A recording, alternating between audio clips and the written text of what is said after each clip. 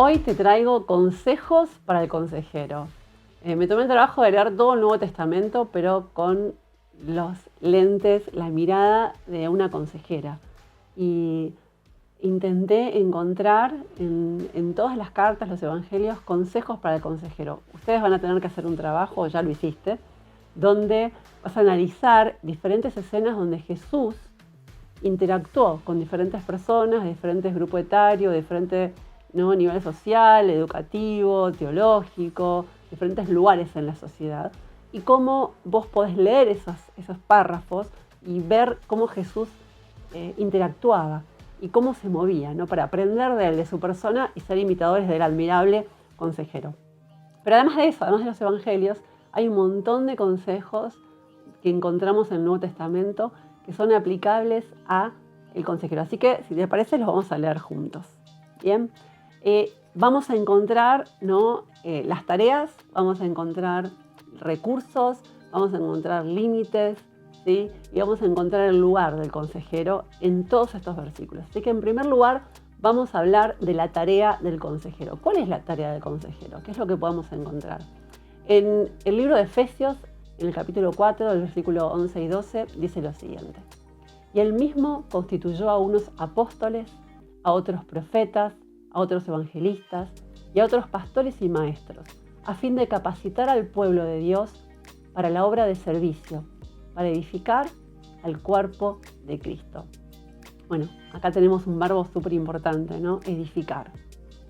Si yo tengo la palabra de Dios, ¿no? Como mi regla de conducta, como el consejo sabio, como yo quiero tomar la forma de la palabra de Dios, a la hora de estar en una sesión de consejería, en una entrevista de consejería, en un encuentro, en una charla, yo tengo que saber que todo lo que hago, toda mi praxis, todas mis intervenciones, tienen que redundar en la edificación del otro. No estoy para destruir, no estoy para hacer doler, estoy para edificar, aunque tenga que corregir, aunque tenga que confrontar, ¿no? Esta generación es mi generación favorita. ¿Por qué? No sé, pero sí, en realidad sí sé, es mi generación favorita. Los amo, pero cada generación tenemos nuestras fortalezas y nuestras vulnerabilidades. Y bueno, quizás hoy, desde mi mirada, creo que la vulnerabilidad de esta generación es esta característica, ¿no? De que parecen de cristal, donde quieren que todos le digamos que sí, donde nada les puede doler, donde no se les puede llamar la atención, como que les cuestan los límites. Ok, comprendemos, pero tenemos que poder corregir, confrontar con amor. Por eso el siguiente versículo que me parece que aporta a nuestra tarea está en Filipenses, en el capítulo 1, versículo 8. Dice: Dios es testigo, acá está el escritor de esta carta, esta epístola, Dios es testigo de cuántos los quiero a todos, con el entrañable amor de Jesús. Así que si la primera tarea que estuvimos, no es porque va en este orden, sino que leímos este versículo, es edificar, siempre la tarea del consejero va a ser amar. Todo lo que hagamos, dice Corintios, todo lo que hagas, hacerlo con amor. Y ya mencionamos antes, cuando no sepamos qué hacer, cuando dices, ¿qué le digo? ¿Qué hago? Para no equivocarnos, lo que tenemos que hacer siempre es amar. Entonces, más allá de que tengamos que corregir, tengamos que animar, tengamos que llamar la atención, decirle, mira, esto no está bueno, te estás dañando a alguien, pensalo. Si lo hacemos con amor, nos encargamos de que sea recibido de la mejor manera. O aunque no sea recibido de buena manera, nosotros estuvimos amando. Otro consejo para vos, para mí, nosotros como consejeros. En Colosenses, el capítulo 3, versículos 12 y 14, dicen lo siguiente: revístanse de afecto entrañable y de bondad, de humildad, de amabilidad y paciencia, de modo que se toleren unos a otros y se perdonen si alguno tiene una queja contra otro. Así como el Señor los perdonó, perdonen también ustedes. Y por encima de todo, vístanse de amor, que es el vínculo perfecto. Ya hablamos de la importancia que tiene el amor, ¿no? El ser humano necesita amor para vivir, para sobrevivir. Así como en los primeros años hay un otro del cual dependemos y nos ama, a lo largo de toda nuestra vida necesitamos ser amados. Y dijimos que todo lo que hacemos en una sesión de consejería tiene que estar dirigido, ¿no? Tiene que expresar y contar este gran amor de Dios por la persona que está consultando, que está pidiendo ayuda, que quiere ser escuchada. Y esto es fantástico. Pero además, en este pasaje habla de que es el vínculo perfecto. Nuestra tarea es vincularnos con el otro. ¿Sí? Además de amarlo, además de edificarlo, es vincularnos. Me vinculo, tengo que lograr conectarme. Puedes tener muchos recursos, mucho conocimiento, pero si vos no te conectás, no te vinculás, no llegás al corazón, no dejás que la otra persona también, ¿no? Tenga algún lugar en tu vida, en ese momento, en esa experiencia de consejería. Entonces, va a ser útil, podemos llegar a nivel, ¿no?, de consejos, intelectual, dar algunas orientación, pero no va a tener el mismo impacto que si llegamos a conectarnos, vincularnos con el otro. De esto se trata. Uno a veces sale de una, quizás te pasó, salís de una charla con alguien y decís, no me dijo tanto. La verdad es que me escuchó, le conté lo que me pasaba, pero no me dijo tanto. Pero te amó. Se vinculó con vos desde la escucha, desde la comprensión, desde la mirada que sostiene. Y eso, bueno, por eso está este consejo en la Biblia, eso es fantástico, ¿no? Las personas nos lastiman y las personas también nos sanan. Y Dios creó, ¿no?, en la iglesia para que todos encontremos ahí personas que nos escuchen y que nos amen y nos hagan bien, nos reparen. Bien, otro versículo más. Acá estoy, ahora voy a seguir en Colosenses, el capítulo 1, el versículo 28. Dice, a este Cristo proclamamos, aconsejando y enseñando a todos los seres humanos para presentarlos a todos perfectos en Él. Con este fin trabajo y lucho, fortalecido por el poder de Cristo que obra en mí. Bueno, acá tenemos varios verbos, ¿no? Habla de aconsejar, desde ya es nuestra tarea. Decimos que la consejería, el ministerio de la consejería como parte de la pastoral, del liderazgo, incluye dar consejos, pero no es sinónimo de dar consejos. Pero muchas veces tenemos que dar un consejo, una orientación, a veces tenemos que ser directivos. Otras veces no, otras veces abrimos el juego para que el otro vaya encontrando sus decisiones, pero a veces tenemos que dar un consejo. Bien, enseñando desde ya. El consejero enseña, por eso es tan importante su propia salud, por eso es tan importante su teología, la imagen de Dios que tiene incorporada, porque vamos a enseñar con las intervenciones, con los señalamientos, qué convertimos en figura, qué nos parece importante del texto del otro, lo que nos está contando. ¿Sí? Ahí estamos enseñando, enseñamos qué se valora, qué no se valora, estamos mentoreando, estamos modelando, estamos encarnando a Jesús. Somos la iglesia, somos un líder, somos un lugar seguro donde el otro puede expresarse. Así que también, además de aconsejar, enseñamos. Y por supuesto dice acá el escritor, con este fin trabajo. Y sí, los consejeros vamos a laburar. Aconsejar, acompañar, pastorear a alguien es trabajo intencional. Y vamos a tener que trabajar, ¿no?, al servicio de esta tarea increíble que es acompañar a otros. Otro versículo más, acá en Consejos para el Consejero, seguimos hablando de la tarea, de a qué nos dedicamos. Y no solamente vamos a encontrar verbos y tareas que describen a qué nos dedicamos, sino que también vamos a encontrar ¿no?, una orientación de cómo debemos hacerlo. En Efesios, en el capítulo 1, versículo 16, dice, no he dejado de dar gracias por ustedes al recordarlos en mis oraciones. Siempre en oración. Siempre oramos.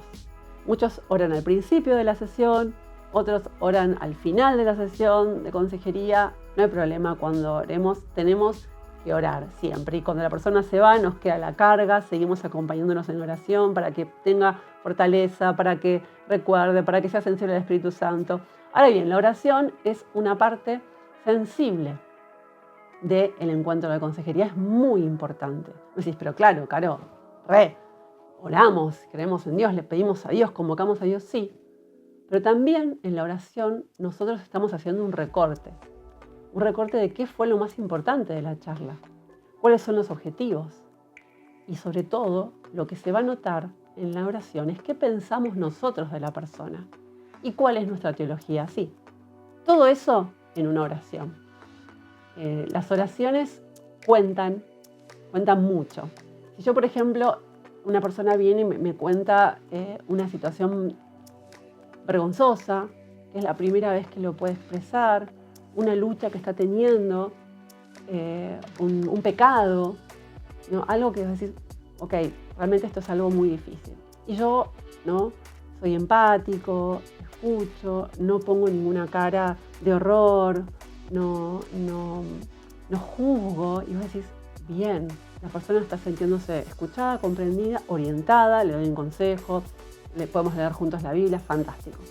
Pero si yo al final, cuando oro, digo, Señor, te pido, Dios, por favor, que abra sus ojos, el infierno está abduciendo a este pibe, está ciego, está perdido, por favor despertalo, que deje de abandonar tu presencia, que deje, no sé, empezó a decir un montón de cosas, o liberalo del demonio que entenebreció sus ojos.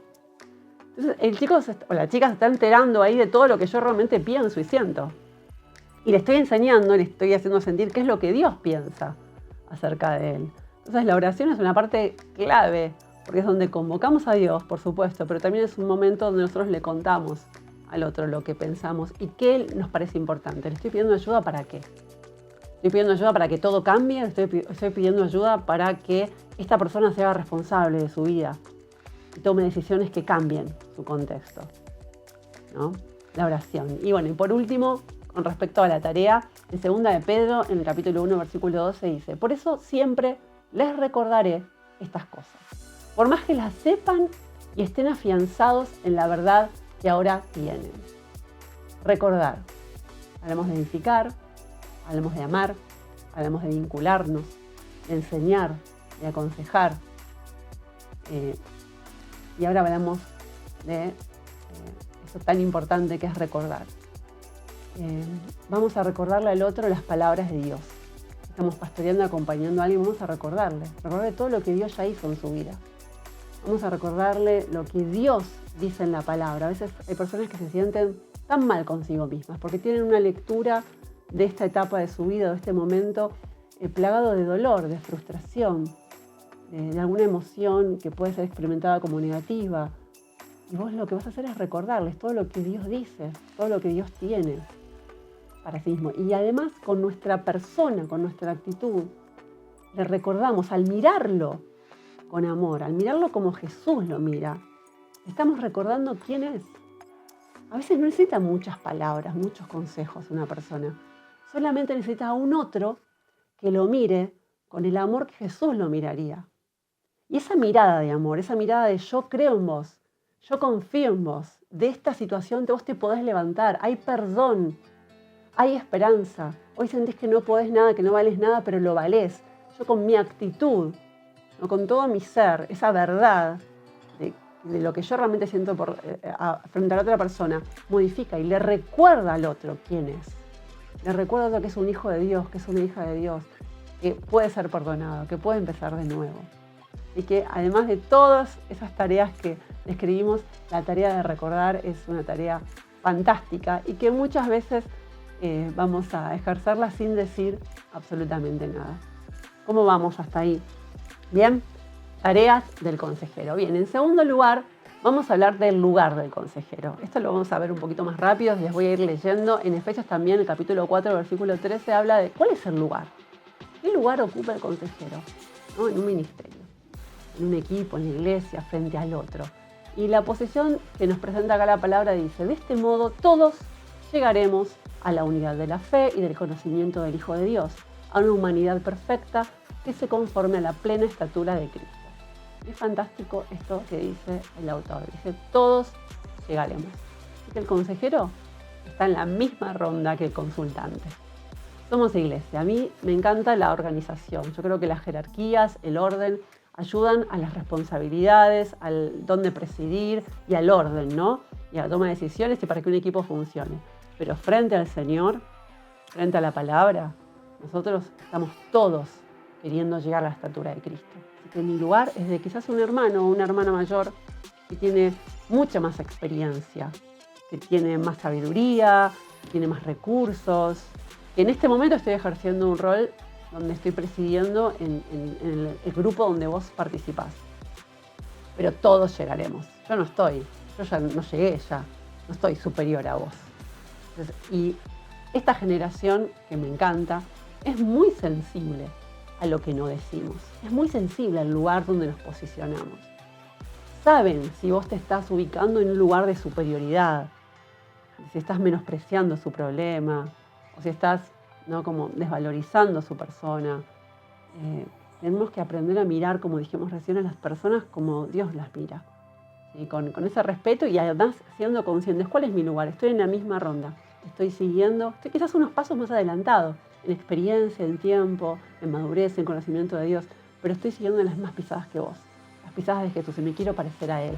Gálatas, capítulo 6, versículo 1, también nos dice: hermanos, si alguno fuere tomado en alguna falta, ustedes, que son espirituales, restáurenlo con un espíritu de mansedumbre, considerándote a vos mismo para que no seas también tentado. Nuevamente, la palabra de Dios dice: cuando vas a restaurar a alguien, cuando vas a corregir, cuando vas a confrontar a alguien, hacelo siendo consciente de que vos también sos una persona, sos humana y sos una persona que comete errores diferentes a los del otro. Pero restaurá, ¿no? Como te gustaría que te restauren a vos, con amor, con respeto, con firmeza, pero con amor. Efesios capítulo 3, versículo 14, dice: al que puede hacer muchísimo más que todo lo que podamos imaginarnos o pedir, por el poder que obra eficazmente en nosotros, a Él sea la gloria, en la Iglesia y en Cristo Jesús, por todas las generaciones, por los siglos de los siglos. Amén. De nuevo, nosotros, nos ubica en la Iglesia, ¿no? En el primer versículo habla de que todos estamos en el mismo proceso de querer parecernos más a Jesús. Luego habla de que ante situaciones críticas no nos olvidemos, no dejemos de considerarnos a nosotros mismos, que no nos pongamos en una situación de superioridad ante el otro, como si no fuésemos vulnerables. Y ahora nos está diciendo de nuevo: somos parte de la Iglesia, nosotros, acá estamos, ¿no? Y eso nos facilita la conexión y el vínculo, el saber en qué lugar nos ubicó el Señor. Y por último, en Santiago, capítulo 5, versículo 16, dice: oren unos por otros para que sean sanados. La oración del justo es poderosa y eficaz. Fantástico, fantástico. Orar unos por otros, en unidad, en amor, con compromiso, con intencionalidad. Tenemos que poder no fluir y pedirle al Señor juntos por todas las necesidades. La oración es fantástica, la oración con otros es poderosa. Que alguien ore por vos cuando estás en un momento de vulnerabilidad, cuando necesitas fortaleza, es fantástico. Y que vos ores por las personas a las cuales aconsejás también va a ser de muchísima riqueza y ánimo para el otro, porque cuando estamos reunidos en el nombre del Señor, en el nombre de Jesús, y ahí hay lugar para milagros, ahí hay lugar para que el Espíritu Santo se manifieste y se exprese de muchísimas maneras. Consejos para el consejero: hablamos de la tarea, hablamos del lugar, y ahora vamos a hablar, en tercer lugar, de los recursos del consejero. Recursos del consejero. En primer lugar, en Colosenses capítulo 3, versículo 16, dice lo siguiente: que habiten ustedes la palabra de Cristo con toda su riqueza. Instrúyanse y aconséjense unos a otros con toda sabiduría. Y ahí continúa, ¿no? Que habite la palabra de Cristo. En primer lugar, nuestro recurso como consejeros es la palabra de Dios. ¿Qué es lo que la palabra de Dios dice acerca del otro? ¿Qué es lo que la palabra de Dios puede aportar? ¿Cómo la palabra de Dios puede iluminar esta situación que el otro está atravesando? No aconsejamos según mi parecer, según lo que la cultura me enseña, según lo que leí en algún libro, sino que la palabra de Dios es mi filtro. La palabra de Dios, por eso tengo que saber entenderla, conocerla, interpretarla, para luego aplicarla. En segundo lugar, Colosenses también, pero ahora en el capítulo 4, versículo 6, dice: sea tu palabra. ¿No? En Reina Valera dice: vuestra palabra. Siempre con gracia, sazonada con sal, para que sepan cómo les conviene responder a cada uno. La palabra de Dios es nuestro recurso, pero también nuestra palabra. Lo que nosotros tenemos para decir, nuestras palabras, son un recurso que Dios utiliza. Nuestras preguntas, nuestros consejos, el ánimo,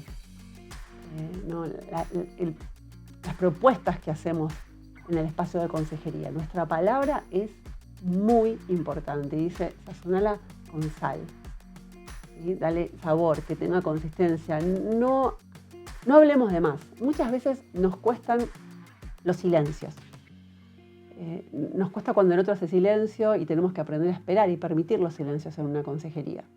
Y a veces nosotros hacemos silencio. A mí a veces me pasa que digo, espera que estoy pensando, para no decir cualquier cosa, porque quiero que mis palabras tengan, ¿no?, sabor y representen a la voluntad del Señor, sean lo más cercanas a lo que Dios tiene para darle a esa persona. Así que los silencios los permitimos, los atravesamos. Otro versículo, otro consejo para el consejero. En Tesalonicenses, en el primer libro, en el capítulo 1, versículo 5, dice: porque nuestro evangelio les llegó no solo con palabras, sino también, esto es fantástico, con poder, es decir, con el Espíritu Santo y con profunda convicción. El Espíritu Santo, la persona del Espíritu Santo está ahí respaldándonos, guiándonos, abriendo el corazón del otro, trayendo luz y entendimiento a la persona para que pueda procesar, para que pueda aprender a leer su vida, a mirar su vida desde otro lugar, y nosotros para tener, ¿no?, la gracia y la sabiduría de decir lo justo, de intervenir de maneras acorde a la voluntad del Señor. Así que el Espíritu Santo va a estar ahí para mostrarnos algo que nosotros no vemos, para hacernos sentir algo que nosotros no podemos haber percibido humanamente. El Espíritu Santo está ahí para hacer milagros, para orientarnos, para iluminar la palabra, para todo lo que necesitemos, y con el Espíritu Santo están todos los dones. Decimos, ok, pero yo tengo este don. Sí, es el que más ejercitamos, ¿no? A predominio, funcionamos a predominio de este don. Pero hay un montón de otros dones que a veces los vas a necesitar. Es decir, puedo orar por sanidad, puedo orar por milagros, puedo tener una palabra, puedo interpretar, hay un montón de cosas que podemos hacer porque el Espíritu Santo está con nosotros. Y por último, en 1 Tesalonicenses, capítulo 1, del 6 al 7, dice: ustedes se hicieron imitadores nuestros y del Señor. De esta manera se constituyeron en ejemplo para todos los creyentes. La persona del Espíritu Santo va a estar con nosotros en una sesión de consejería. La palabra del Señor es la que nos guía, la que le da todo el contenido a nuestro consejo, nuestras palabras sazonadas y por último nuestra persona. Somos un recurso.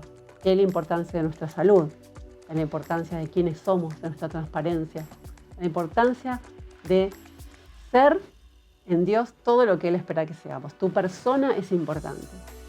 La persona ministra, la persona que sos, que estás construyendo, esta persona que quiere parecerse más a Jesús, la persona que vos sos, ministra.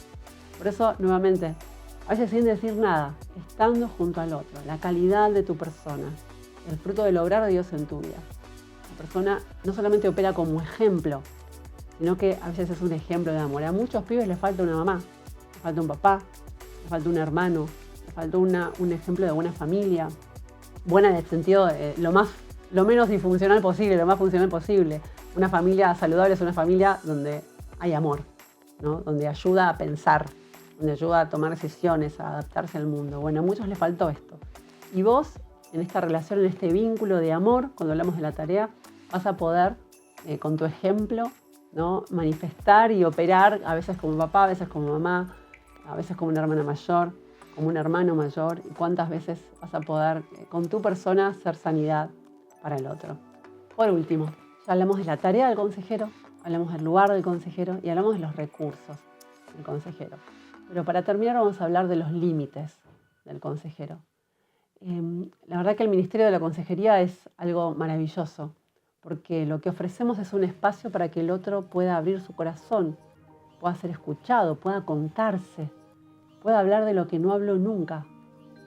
¿Cuántas personas están orando y pidiéndole a Dios una respuesta hoy?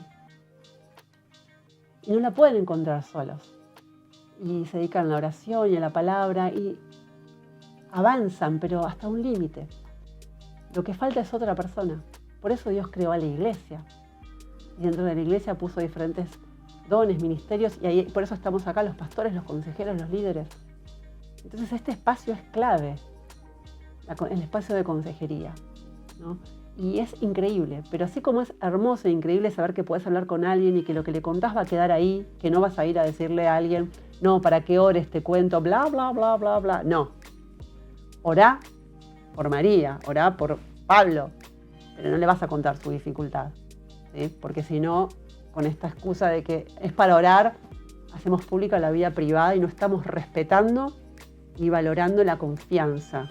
Y estamos exponiendo a la persona que además de su dolor le agregamos el otro dolor de ser expuesta. Así que la confidencialidad no se negocia, a no ser que esté en riesgo, lo voy a repetir muchas veces, su vida o la vida de terceros. Bien, es fantástico, pero ¿qué es lo que sucede? Como es un 1 a 1, el peligro que tiene ese espacio es que muchas veces creemos que podamos decir lo que queramos, que podemos tratar al otro como queramos. Y no, una de las actitudes que queremos desarrollar y alentar en esta cursada es el respeto por el otro, es la humildad, pero sobre todo el temor a Dios.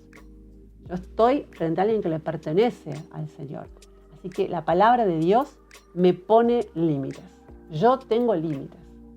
En primer lugar, en la segunda carta de Pedro, el capítulo 1, versículo 19, dice lo siguiente. La palabra profética más permanente, a la cual hacen bien de estar atentos como una antorcha que alumbra en los lugares oscuros hasta que el día esclarezca y el lucero de la mañana salga en sus corazones. El primer límite que tenemos es esta palabra de Dios que tiene que operar como antorcha en nuestras oscuridades, en las oscuridades del ser humano que muchas veces pero hay una palabra que es fantástica que se llama iatrogenia, que es cuando una herramienta con la cual podemos hacer el bien, hacemos el mal. Entonces, para no ser iatrogénicos, hay un neologismo, inventé una palabra, para no hacer daño con esto que pueda hacer tanto bien, dar tanta sanidad y restauración a los pibes, que es la consejería. Entonces, nosotros lo que tenemos que saber es que la palabra de Dios nos pone un límite. Yo no puedo decir algo que Dios no diría. No puedo hacer algo que Dios no haría. No puedo operar, sembrar en el corazón de alguien un sentimiento, un pensamiento, una idea que Dios no lo haría. ¿Sí? Tengo la palabra de Dios, es mi primer límite. No puedo hacer ni decir nada que no esté respaldado por la palabra, por el espíritu de la palabra, por el consejo del Señor. En segundo lugar, también en Pedro, pero en la primera carta, capítulo 4, versículo 11, dice, el que habla, esto es hermoso, más claro imposible. El que habla, hágalo como quien expresa las palabras mismas de Dios. El que presta algún servicio, como es la sesión de consejería, como es la escucha, como es el pastorado, como es el liderazgo, como es presidir a miles de eventos, hágalo como quien tiene el poder, pero de Dios.